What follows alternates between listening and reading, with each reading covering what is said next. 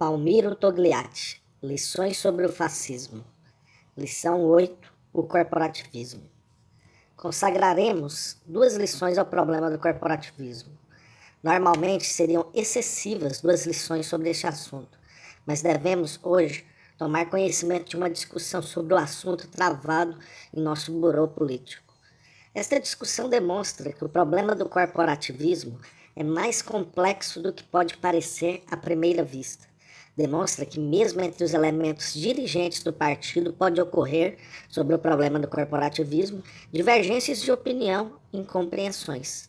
Daí a necessidade de examinar a questão do corporativismo mais atentamente do que habitualmente se faz, não se limitando a dizer o que, em essência, é verdade, que o corporativismo não passa de uma série de palavras, de frases, com as quais o fascismo procura encobrir a ditadura de classe das frações mais reacionárias e mais chauvinistas do capital financeiro. Isto é verdadeiro em essência, mas apenas em parte. Limitar-se a isto é não ver bem todo o problema, é não ver todos os seus aspectos, é descurar o fato de que o corporativismo não é apenas um instrumento de propaganda, uma palavra de ordem demagógica do fascismo com relação à massa, mas é também uma realidade. O corporativismo é a forma de organização que o fascismo deu e se esforça por dar à sociedade italiana, especialmente a certos aspectos da atividade do Estado. O fascismo sempre se disse corporativo, mas a palavra corporativismo nem sempre teve o mesmo sentido. O fascismo, repitamos, sempre se disse corporativo. Mussolini repete isso quando declara que o Estado fascista não deve ser apenas totalitário, mas também corporativo. Vocês encontram a palavra corporação até mesmo nos primeiros documentos do Partido Fascista, nos primeiros estatutos deste partido, mas a realidade que corresponde a essa palavra é diferente nos diversos momentos de desenvolvimento do fascismo.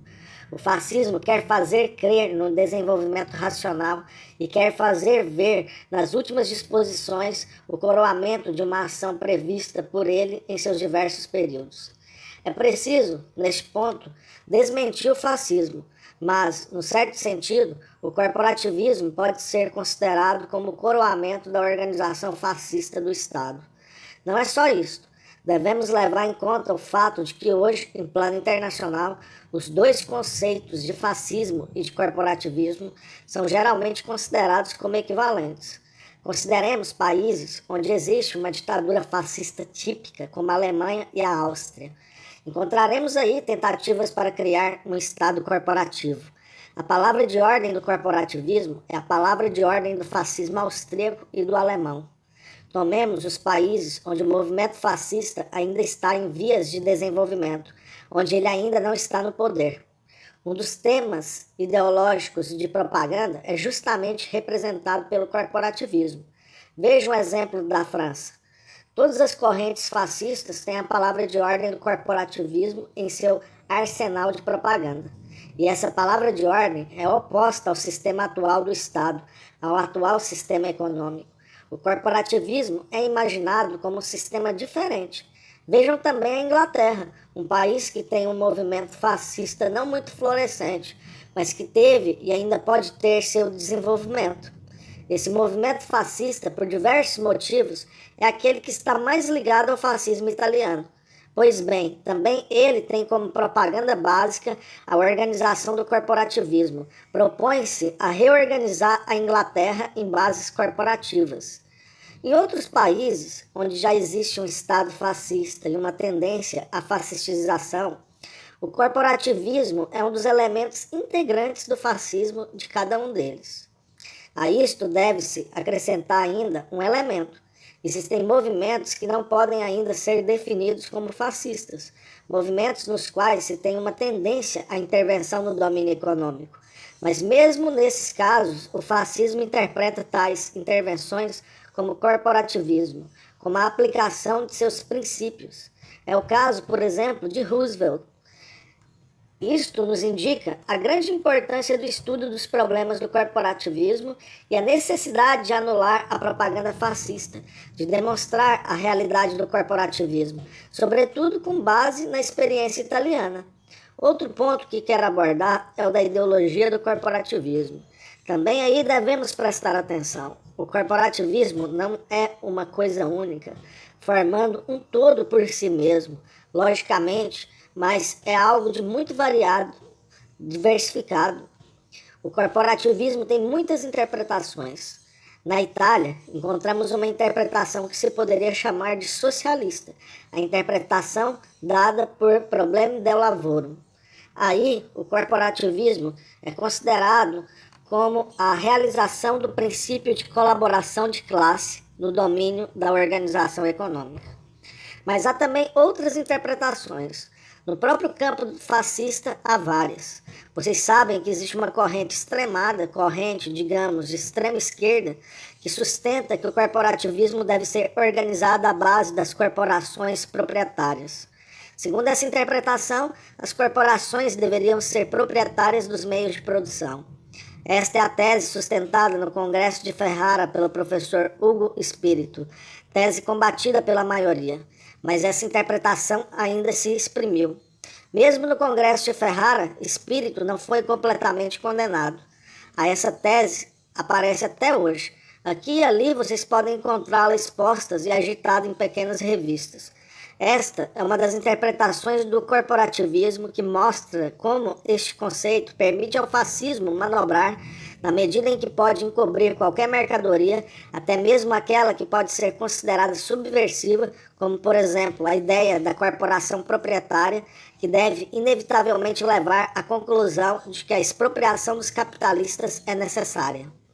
Essa variedade de interpretações é um dos problemas que tornam mais difícil o estudo do corporativismo, na medida em que se corre o risco de confundir o que dizem um ou outro dos teóricos do corporativismo com a realidade. Corre-se o risco de confundir o que se diz com o que se faz, o que o fascismo diz com o que é a realidade da vida italiana. Quais são os pontos fundamentais? O que era a corporação na Idade Média? Era a organização que agrupava todos aqueles que faziam o mesmo ofício, sapateiros, alfaiates e assim por diante. A corporação medieval tem, portanto, um caráter unitário, no sentido de que, quando ela existia, o sistema capitalista ainda não se havia desenvolvido. A base da produção era constituída pelo artesanato, e assim não havia distinção entre proletários e capitalistas. A corporação era, portanto, diferente da imagem que hoje lhe dão. O fascismo apresenta a corporação como síntese de dois elementos, o capitalismo e o proletário. Esse caráter não existia na corporação medieval. Todas as referências do fascismo à corporação da Idade Média ainda hoje são feitas, embora fossem mais frequentes nos primeiros anos, não tem qualquer significado. A realidade de hoje é a realidade do regime capitalista, muito diferente do da Idade Média. E não somente do regime capitalista, mas de um capitalismo num grau de desenvolvimento elevado, em que as contradições, as lutas de classe atingiram um ponto mais alto e em que o problema da destruição do sistema capitalista se coloca como uma tarefa atual. O segundo ponto é o aspecto colaboracionista do corporativismo. Aqui nos encontramos realmente diante de um elemento essencial e substancial. Na Itália, quando os fascistas falaram e falam de corporativismo, afirmam a necessidade da colaboração de classe e a necessidade de eliminar a luta de classes através da colaboração. Isso não vale somente para a Itália, mas para todos os países. Por toda parte se vê o corporativismo como um meio de eliminar a luta de classes. Compreende-se assim facilmente porque os sindicatos fascistas, no início, se denominavam corporações sindicais, embora tivessem um caráter completamente diferente.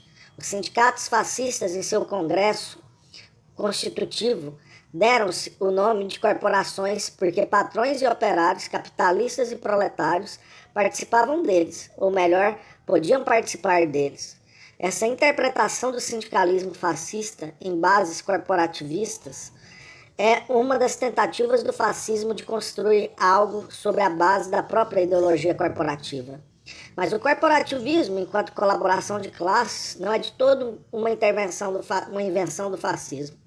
Por um lado, deriva das correntes de extrema-direita do socialismo. correntes pequeno-burguesas antimarxistas que surgiram no seio da Segunda Internacional. Por outro lado, o encontramos à direita do movimento socialista francês, que reproduzia certos elementos proudhonianos. Há uma clara derivação reformista. Isto faz com que vocês possam encontrar no campo do corporativismo, por exemplo, problema da lavoura. E assim se explica também como podem se encontrar nesse terreno até mesmo alguns socialistas emigrados. Vocês encontram, por exemplo, em Avante, em certos momentos, afirmações completamente favoráveis ao corporativismo. A segunda origem, ou melhor, o segundo ponto de contato do corporativismo enquanto colaboração de classes, encontra-se na ideologia social dos católicos. Vocês sabem, e o veremos melhor quando falarmos do movimento católico, que nas encíclicas Rerum Novarum e 40º ano encontram-se citações, passagens que correspondem à propaganda corporativa do fascismo. Não é por acaso que a Igreja Católica e o Vaticano aceitam em substância o corporativismo italiano e que, na Áustria, onde o fascismo é muito mais ligado à Igreja Católica do que na Itália, o fascismo se pôs imediatamente a reconstruir o aparelho de Estado em base corporativa. A colaboração de classe é um elemento da ideologia corporativa que devemos ressaltar. O corporativismo é realizável na medida em que visa realizar a colaboração de classe através de uma organização comum de capitalistas e proletários? A experiência neste domínio já foi feita, não é realizável. Não insisto neste ponto, pois já demonstramos isto em todo o curso sobre o fascismo. Vimos que a política do fascismo não diminui, mas, ao contrário, aguça os contrastes de classe. Ele consegue, em certa medida, mascarar esses contrastes, mas não suprimi-los, e veremos que eles ressurgem no próprio terreno do corporativismo. Mas há ainda um segundo ponto que deve ser assinalado hoje. Quero me referir ao corporativismo como tentativa de uma nova organização econômica. Hoje, para o fascismo, este é o ponto mais importante. A coisa não deixa de ter significado, não é privada de uma real justificação.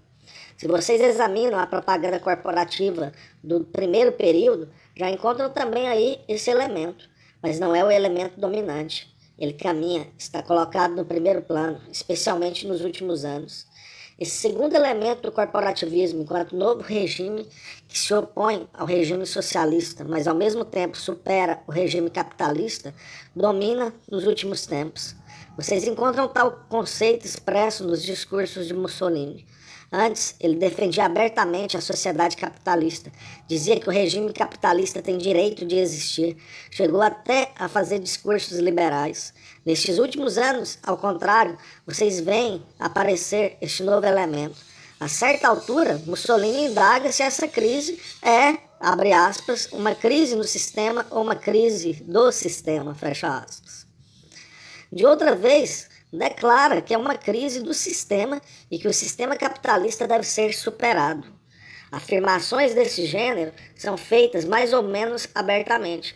A mais clara se encontra no discurso aos operários de Milão, mas vocês as encontram também numa série de documentos do fascismo. Por exemplo, na moção aprovada em 13 de dezembro pelo Conselho Superior das Corporações. Vocês podem encontrar aí a seguinte formulação. Abre aspas, o Conselho Nacional das Corporações é um instrumento que, sob a égide do Estado, realiza a disciplina integral, orgânica e unitária das forças produtivas, tendo em vista o desenvolvimento da riqueza, do poderio político e do bem-estar do povo italiano. Fecha aspas. Essa afirmação é a mais importante. Vocês a encontram, embora mais atenuada, como no discurso de Milão. Mas o conceito que domina é que, através das corporações, se realiza a organização integral, unitária da economia. É o conceito que, nos últimos tempos, prevalece na propaganda corporativa do fascismo.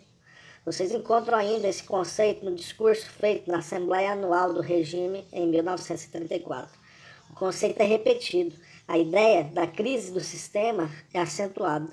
Quando se reconhece isto, diz Mussolini, é preciso partir para um outro sistema, o nosso, abre aspas, a economia disciplinada, tornada poderosa, harmonizada, em vista, sobretudo, de uma utilidade coletiva dos próprios produtores, empreendedores técnicos, operários, através das corporações criadas pelo Estado, que representa o todo, e por isso também o outro aspecto do fenômeno, o mundo do consumo, fecha aspas.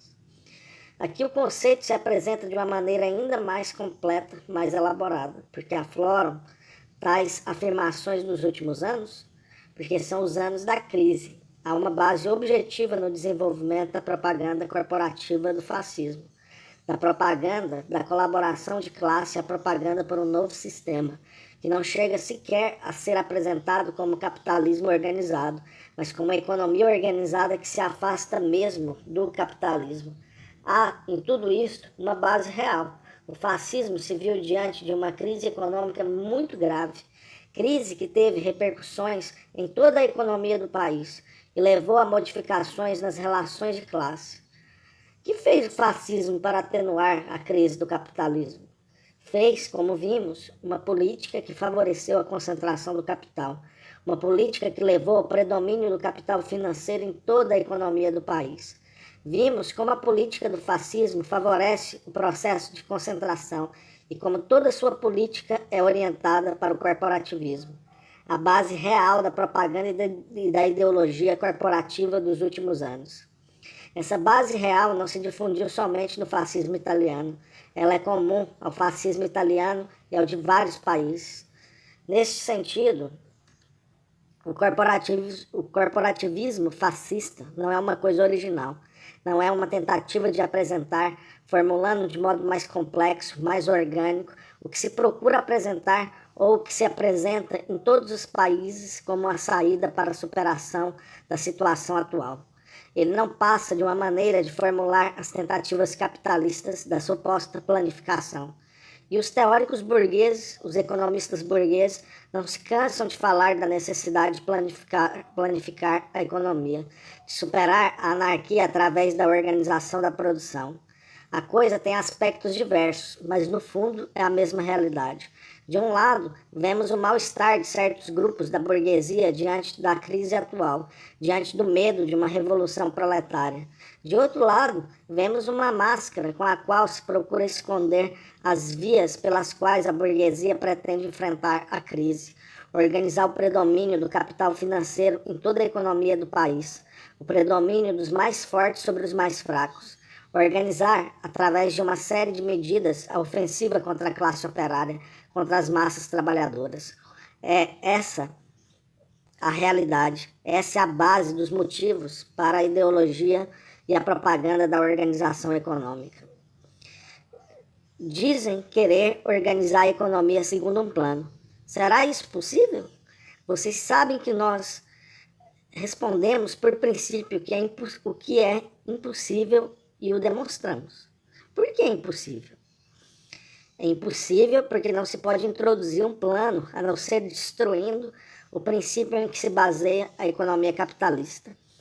A economia capitalista é anárquica, não porque os capitalistas não sejam homens de boa verdade, mas ela é anárquica porque se baseia no lucro. Somente depois de uma revolução que destrua os princípios em que se funda a sociedade capitalista é que se pode falar de plano. Realizar de outro modo uma planificação da economia não é possível. Na União Soviética, a economia pôde ser planificada justamente porque o regime capitalista foi abatido e a classe operária organiza sua economia sobre novos princípios. O que são as tentativas de planificação no domínio da economia burguesa? Elas correspondem a uma intervenção das camadas decisivas mais fortes do capitalismo. Elas correspondem à intervenção do capital financeiro na organização da economia do país através do aparelho da máquina do Estado.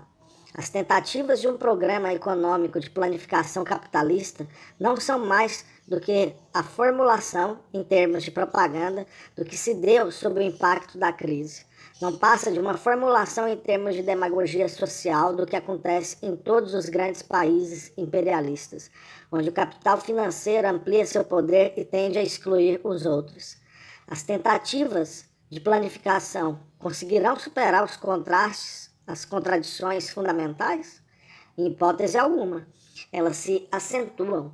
A contradição fundamental entre as forças produtivas em vias de desenvolvimento e a capacidade de consumo crescente se acentua. Mesmo as outras contradições se acentuam. A luta entre os grupos de capitais à base da generalização dos grandes trustes, dos monopólios, se acentua. A livre concorrência que está na origem da anarquia da produção é aparentemente suprimida, mas se reproduz dentro dos monopólios e entre os monopólios e outros, em escala mais ampla. Existem na Itália elementos de uma economia planificada? Também aqui é preciso ser prudente nas afirmações. Não acho justo afirmar que na Itália a intervenção do Estado tende a limitar o desenvolvimento das forças produtivas. A lei que estabelece um limite para a abertura de novas fábricas não corresponde efetivamente a uma tentativa de limitação. Trata-se tão somente de uma intervenção do Estado tendo em vista reforçar determinados elementos. Com efeito, todos os pedidos de abertura de novas fábricas, com raras exceções, foram aceitos. Essa lei não representa mais do que a dominação através de uma organização que se encontra nas mãos do Estado, dos grupos que ocupam as posições dominantes e procuram tornar suas posições ainda mais fortes. Isto não é um plano. O Estado não diz: não façam mais sapatos porque ninguém os compra e eles não poderão ser vendidos. O Estado, com sua intervenção, quer que a partir do momento em que essas novas fábricas sejam abertas, os calçados produzidos pelos grandes capitalistas sejam pagos pelos grandes bancos.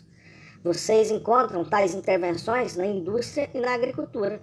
Na agricultura, não apenas na constituição dos consórcios, mas na própria organização da batalha do trigo, que, por outras vias, tende a servir aos interesses dos elementos mais fortes da agricultura e a instaurar sua supremacia sobre as camadas médias e as mais fracas.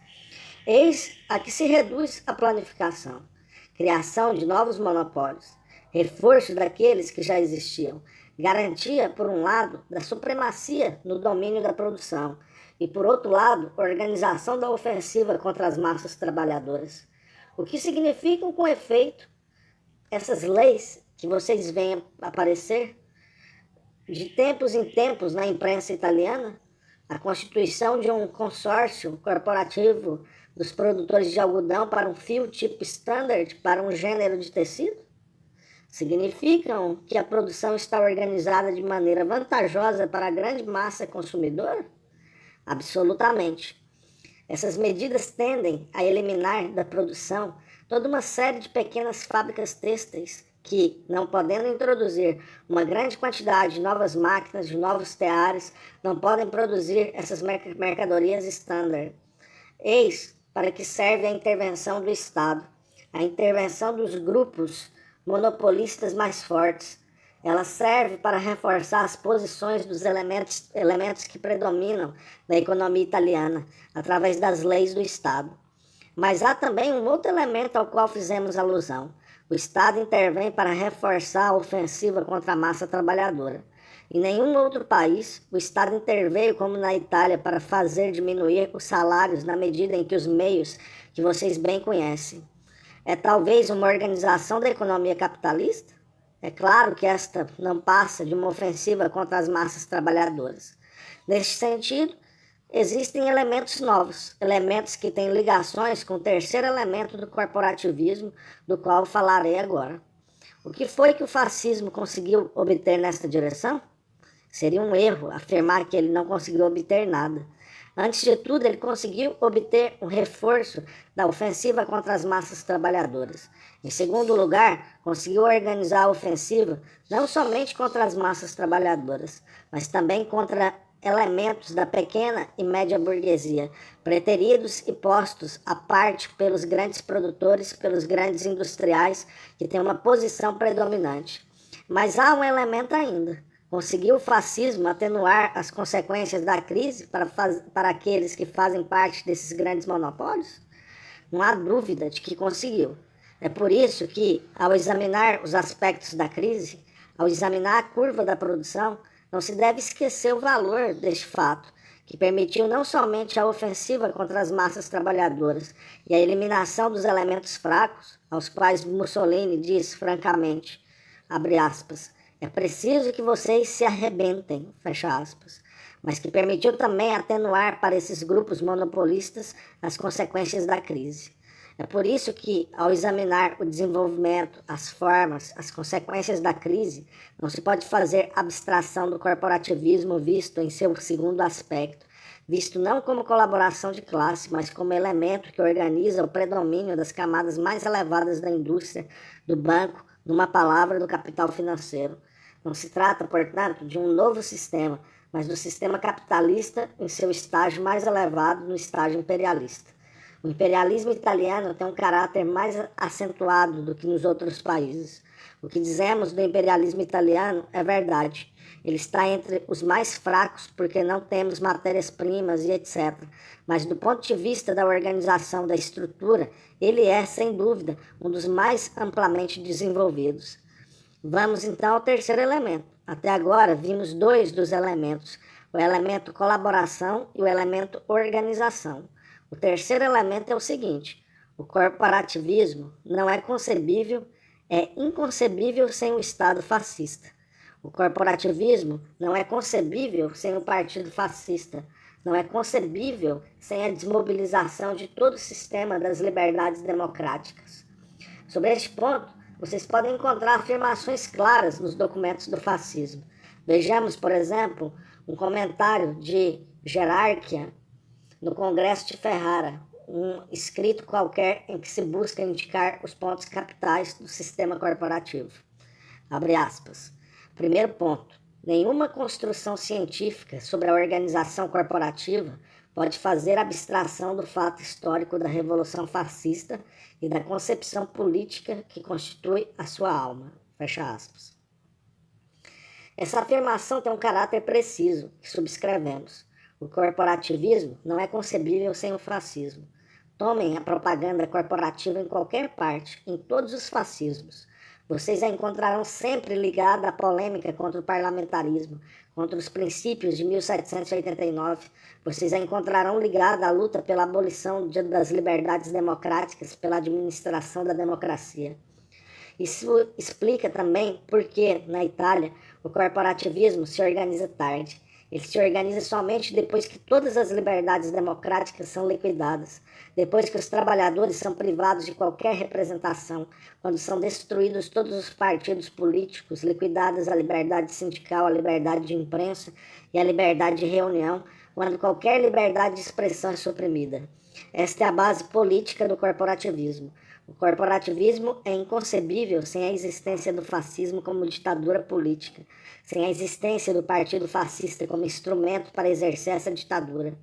Vemos como o Partido Fascista é o árbitro na organização das corporações, mesmo se elas deverem ter uma importância qualquer. Nada poderão fazer que não seja aprovado pelo Partido Fascista.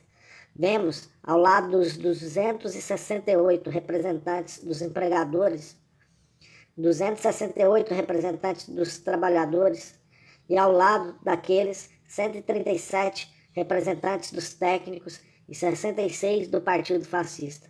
Mesmo que os representantes dos trabalhadores fossem realmente tais e não, ao contrário, instrumentos em mão dos industriais, vemos como o partido garantiu a preponderância aos próprios empresários.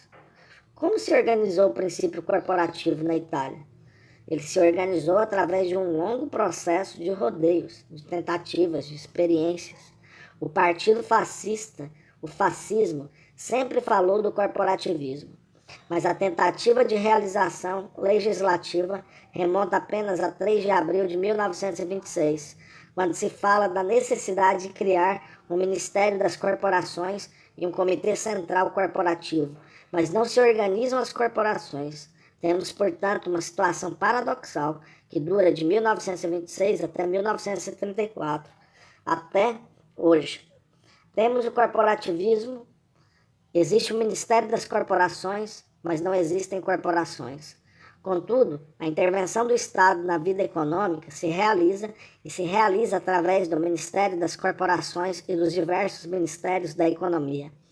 A realização legislativa se dá somente nos últimos anos, no último período da crise econômica, no momento em que o fascismo se encontra diante de dificuldades particulares ligadas à passagem da fase mais baixa da crise a uma depressão, passagem que tem lugar sem redução do desemprego, sem qualquer melhoria das condições de vida da classe operária.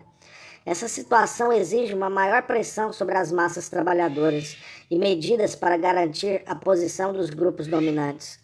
É por isso que vemos, particularmente durante estes últimos anos, uma maior intervenção do Estado neste campo. Vemos criarem-se grandes institutos financeiros que centralizam o sistema bancário. Vemos as intervenções para salvar bancos em perigo, intervenções a respeito das quais Mussolini não receia dizer francamente que nos custaram bilhões. Neste momento, as corporações entram no domínio legislativo e temos o corporativismo com as corporações. Neste momento, a política econômica do fascismo, a organização do predomínio do capital financeiro na vida econômica do país atingiu o ponto mais alto. Tudo isso demonstra que o regime corporativo se organiza com base em relações reais. Ele não é mais do que a cobertura demagógica e propagandística das relações reais que se criaram sobre a base da crise econômica. Não é mais que a cobertura das divergências reais entre os diferentes grupos de capitalistas. Assim se explicam também as diferenças entre o corporativismo italiano e o de outros países. No corporativismo alemão, vemos uma grande diferença do ponto de vista da estrutura. É uma estrutura diferente no sentido de que nele não existe sindicato enquanto tal. Já explicamos por que na Alemanha não existem sindicatos enquanto tal. O corporativismo italiano se organizou depois de ter o fascismo desencadeado a ofensiva contra a classe operária para destruir suas organizações, ofensiva que levou a um recuo das posições desta. O corporativismo na Alemanha, ao contrário, está ligado a um movimento que chegou ao poder sem destruir as organizações sindicais, de tal modo que a manutenção das organizações sindicais era muito mais perigosa do que na Itália. O fascismo italiano polemiza com o fascismo alemão, dizendo que o corporativismo alemão é um corporativismo na medida em que não tem sindicatos. Na realidade, os sindicatos inexistem por motivos de classe. A força da classe operária alemã é muito grande e uma organização sindical ofereceria perigos enormes, muito maiores do que na Itália. Mas notem bem que na Itália há uma tendência para liquidar os sindicatos mediante a passagem às corporações. Esta tendência se faz sentir e era devida justamente ao fato de que, durante esse período, em 1932, 1933, os operários do partido, sob o impacto da crise econômica, começavam a manifestar resistência no próprio seio dos sindicatos. Havia então essa tendência. Houve propostas de liquidar os sindicatos, propostas que partiam dos grupos fascistas mais ligados aos industriais. Para os industriais, a liquidação do sindicalismo teria sido vantajosa. Mesmo assim, organizados como são, os sindicatos representam sempre uma organização de classe que pode ser explorada pelos operários. Por isso é que se criou essa tendência que chamaremos, para nos fazer entender, de extrema-direita, tendência que pretende liquidar os sindicatos. Superestimamos essa tendência. Se vocês leem um artigo do camarada Nicoletti sobre o assunto, publicado em Stato Operário, veem que para ele os sindicatos foram liquidados. Mas o fascismo não podia liquidar os sindicatos, porque no interior do próprio partido fascista havia elementos que se opunham a isto. A liquidação dos sindicatos teria colocado de modo mais agudo o problema do controle. Liquidando os sindicatos, o fascismo teria destruído um instrumento que lhe servia e talvez ainda venha a servir-lhe por bastante tempo para controlar as massas. Uma outra tendência, como já vimos, era representada por espírito, que visava a intervenção do Estado para a liquidação dos privilégios. Essa tendência, é claro, só podia ser encontrada nos discursos dos jornais. A linha seguida constitui em organizar as corporações, mantendo os sindicatos. Mas será que os sindicatos são representados nas corporações? É preciso ver. Este é um dos problemas importantes. Existe uma diferença entre os sindicatos e as corporações? Certos camaradas afirmam que há apenas uma diferença de grau, que a corporação é uma continuação do sindicato. Este ponto de vista é errôneo. Trata-se de uma diferença de qualidade, não apenas de quantidade de grau. Não se trata apenas do fato de que o Estado intervém mais, trata-se de uma outra coisa. Os sindicatos são organizações de massa. As corporações, um organismo burocrático. É o fascismo quem diz que há apenas uma diferença de grau. Mas nós devemos ver a realidade. Nos sindicatos há a massa que, mais ou menos, de uma maneira ou de outra, pode fazer ouvir sua voz. As corporações, ao contrário, são um organismo burocrático ao qual os operários não têm acesso. Como são organizadas as corporações? Qual a sua estrutura? Quais suas funções, segundo as leis, e qual o seu funcionamento? Vocês sabem que há 22 corporações. Um primeiro grupo que compreende um ciclo produtivo agrícola, o segundo grupo, um ciclo de produção industrial, o terceiro, as atividades dos serviços. Estas corporações vão da corporação dos cereais, que é a primeira, até a da hotelaria, que é a última. Por muito tempo se discutiu: deverão as corporações ser classificadas por categorias ou por produto? A discussão não era ociosa. O que representava a classificação das corporações por categoria?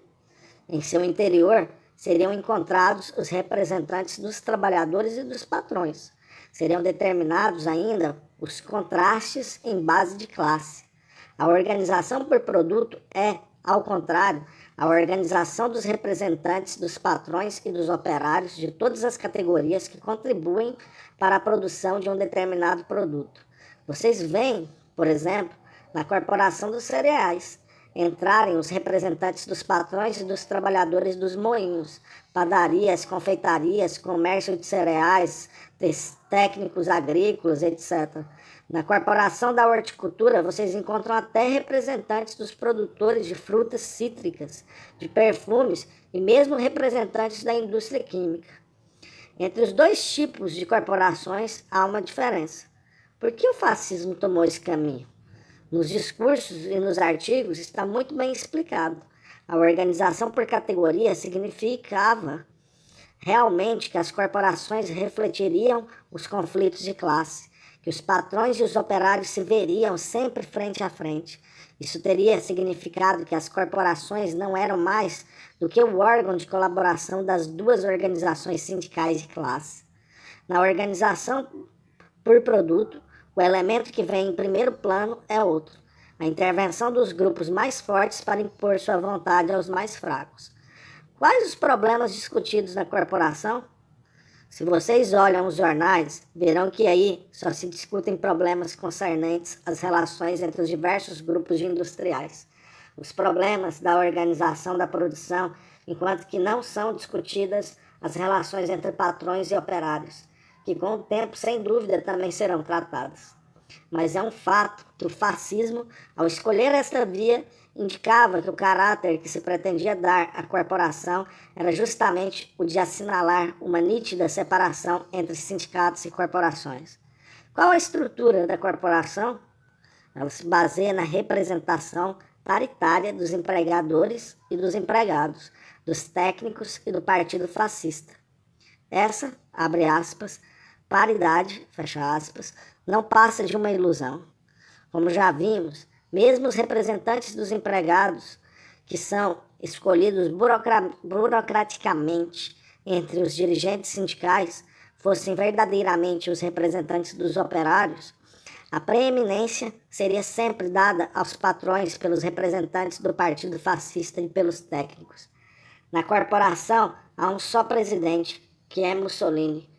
Por este único fato, pode-se ver que é o elemento político que domina a organização das corporações. Quais são, segundo a lei, as funções das corporações? Elas têm as funções de, abre aspas, coordenação e de organização da atividade produtiva, fecha aspas.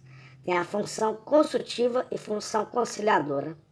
O artigo 44 diz que as corporações têm a faculdade de promover, estimular e subvencionar todas as iniciativas destinadas a melhorar a produção. No que se refere às funções consultivas, as organizações podem dar sua opinião sobre todas as questões relativas à produção. pela função de conciliação. Ao contrário, pede-se às corporações tentativas de conciliação dos conflitos entre trabalhadores e empresários. Discutiu-se muito sobre a possibilidade de as corporações legislarem. Mesmo Bataille sustentou este ponto de vista. Dizia ele que as corporações devem ter também funções normativas. Isto equivale a dizer que elas deveriam constituir-se como um parlamento. Na realidade, nada foi feito, e tudo isso indica qual é a magra realidade do corporativismo em relação à grande campanha que faz o fascismo. No que se refere ao funcionamento, não há muita coisa a dizer. Até agora, apenas 3 corporações se reuniram: a dos têxteis, a da zootécnica e a da pesca, a dos transportes. Quais são as questões discutidas? Vejamos um pouco. Sabe-se por informações e artigos de Lavoro Fatista que houve discussões muito violentas, não entre patrões e operários, mas entre certos industriais. Já tivemos um exemplo dessa espécie em Carrara, no que se refere à indústria do mármore, onde houve uma luta com os produtores de cimento. Os produtores de mármore pretendiam que todas as casas da Itália fossem construídas com mármore para poder escoar sua produção. Os produtores de cimento eram contra e houve uma luta. Na reunião, a Corporação Zootécnica deliberou-se sobre a criação de um comitê para a redação de um projeto de regulamentação da importação de gado. Votou-se uma revisão da disciplina dos matadouros de gado e dos mercados de carne e de peixe. E finalmente solicitaram-se colaborações para dar uma definição do que deveria ser posto sob a denominação de atum. Numa outra reunião da corporação, deliberou-se sobre a formação de um consórcio obrigatório único para a produção de queijo parmesão. Esta é uma coisa nova, um passo adiante na organização do monopólio. Vemos, portanto, que toda a atividade das corporações se resume em pedir a intervenção do Estado com medidas produtivas, alfândega, etc. E, por outro lado, vemos a intervenção do Estado para a criação de novos monopólios. As reuniões têm lugar a portas fechadas. Os industriais brigam entre si e o Ministério decide. Antes de acabar, quero me referir a um último exemplo. Que podem criar as corporações? Que valor podem ter elas? Poderão ter amanhã um real valor para disciplinar a produção fora dos monopólios? É claro que podem fazer alguma coisa. Recordemos o passado, o período de guerra, a criação dos comitês de mobilização industrial que organizaram a economia para os fins da guerra. As corporações podem ter essas funções. Deste ponto de vista, a corporação é a preparação para uma organização da produção tendo em vista a guerra. Concluindo, os pontos fundamentais a fixar são os seguintes. 1. O regime corporativo é um regime inseparável da reação política completa, da destruição de todas as liberdades democráticas. 2. O regime corporativo corresponde a um grau avançado da economia e a uma forma com a qual o capitalismo financeiro busca reforçar suas posições na vida econômica do país. 3. A forma do Estado deve ser totalitária, de maneira a poder manter sob seu controle as amplas massas trabalhadoras. 4. As corporações são um instrumento para reprimir qualquer tentativa de nova luta das massas trabalhadoras. 5. As corporações são um instrumento para a propaganda ideológica da colaboração de classe. 6. Embora se disfarce sob uma ideologia anticapitalista, as corporações representam a organização mais reacionária do regime capitalista.